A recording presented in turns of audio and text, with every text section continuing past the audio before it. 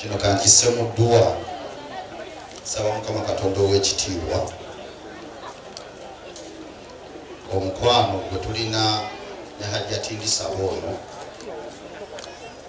n'oluganda lwe twafunye emina bwe twasinze okuwangaalira ennyo naye namunoonya e Macca naye ng'ali mu paviliyoni nnyo neŋŋamba nja mumufuna waliwo ebifo bisatu tasobola kusukka bwakusukka emina Muzidalifa takuwona ne mu Arafa ebyo bifo bisatu byo bifo bya mwenkanonkano n'omukwano twanyumiza bingi.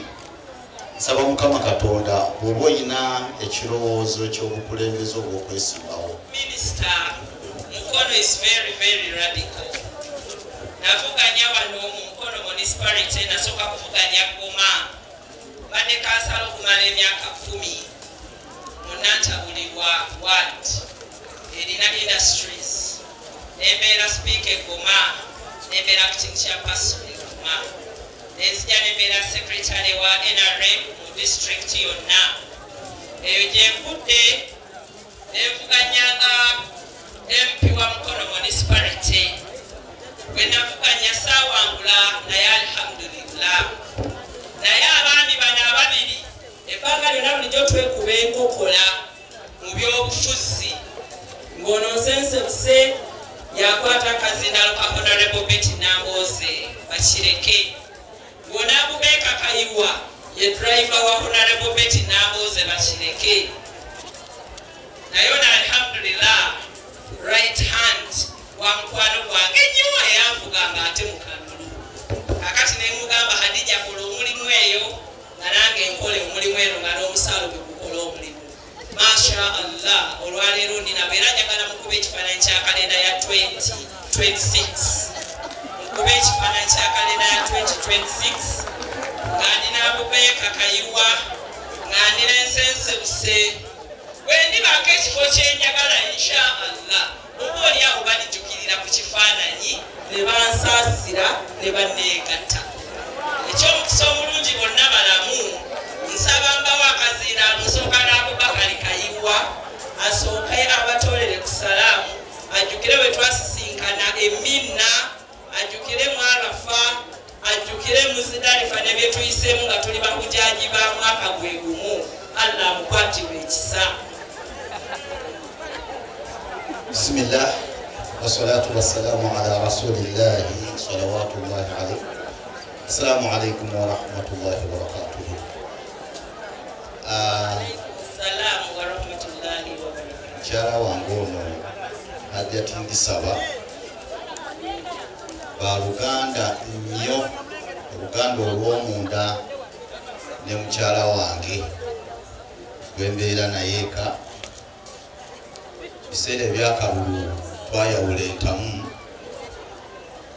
nga mukyala wange yatambula ne Honorable Ndisaba ono ate nze saali nnyo driver wa Honorable Nambooze naye nze nali nkulira akalulu ka Honorable Nambooze bakireke ne kampu yonna era ebisanja bibiri nze mbadde nkulira akalulu ako naye mu nkola eyange abawangaala nange bakimanyi ebyobufuzi mbeera n'obudde bwabyo ate buli kintu kissa n'obudde bwakyo. Ekituufu kiri nti Honorable Ndisaba natula naye emirundi mingi nga ngamba seeka mpagira ne mugamba nze ekiri mu mutima gwange saawukana ku ndagaano nakola endagaano ya Honorable Nambooze nze chief campaign manager we ne kampu yonna era ndowooza asobola okuwa obujulizi nti emirundi gye twatulako ababiri ffekka mu kaofiisi kaffe kafundafunda bwe kati era tetwakkaanya naye tukola tukwata nga tunyumya naye ebyobufuzi bwe biggwa nze lwetyo bwenfaanagana nkubira kasimu lwetyo bwe tutambula biidhinillah lumu essuubi nti ayaayaana nnyo tubeere naye insha allahu taala naye tuba kusaba okkirize ekigambo ekisembayo tubakyogerera ku mukolo bakyogerera ku mukolo gwa byabufuzi. Nsaba Allah akugonza omugisha. Assalamu alaikum warahmatullahi wabarakatuh. Oluganda lw'e Macca luba luganda omukwano gw'e Macca guba mukwano. Nsaba Allah akutwalira.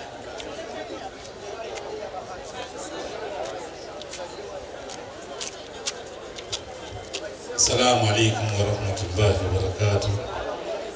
Omulundi gwakubiri ojiwa ngono ng'apita okuyimirira gwali ogwasooka twali wasaala n'omuzangando oyo kati lwayoge gwokubiri era nali MC eyo.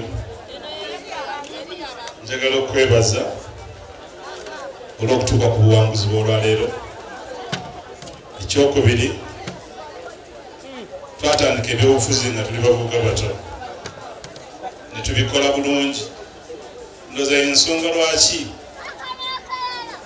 mwasobola n'abamu okuturecognizinga ne mutegeera nti weetuli. Njagala kugamba nti webadde kyakulabirako kirungi bakulembeze bangi betulabye nga Hajati Fatuma Ndisaba twatandika okuyita Hajati nga tonabana kukola hijja naffe tweyanziza tweyanzeeko kituukirize. Ebyaffe ebyobufuzi biwanvu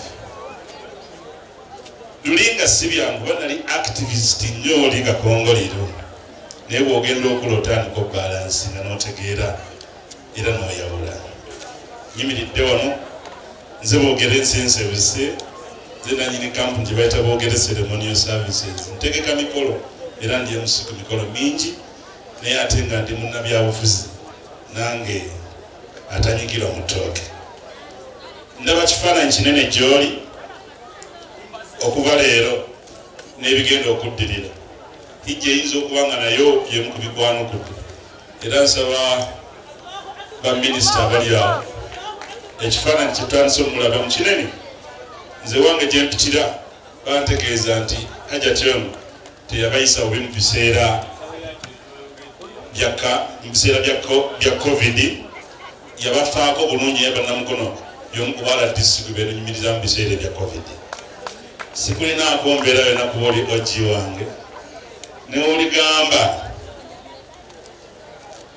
nti oyagala bwawumani MP Mukono district. Sikulinaako mbojjanyi, sikulinaako mbeera. Allah akuwe by'osinga okwetaaga. Assalamu alaikum.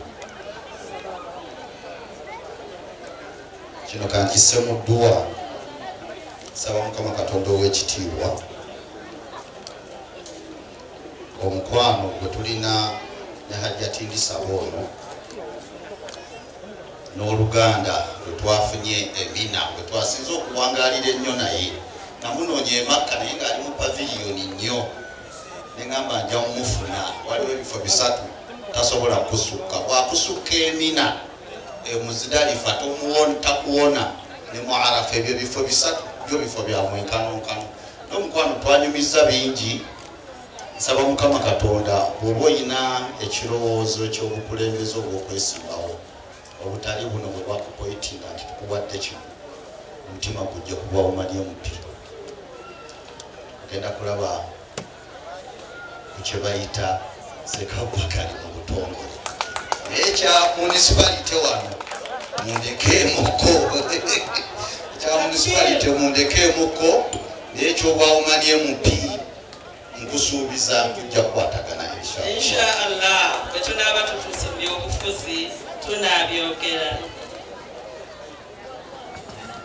Nsaba ebyo mbikomyawo ekiseera bwe kiriba kituuse tuliyogera.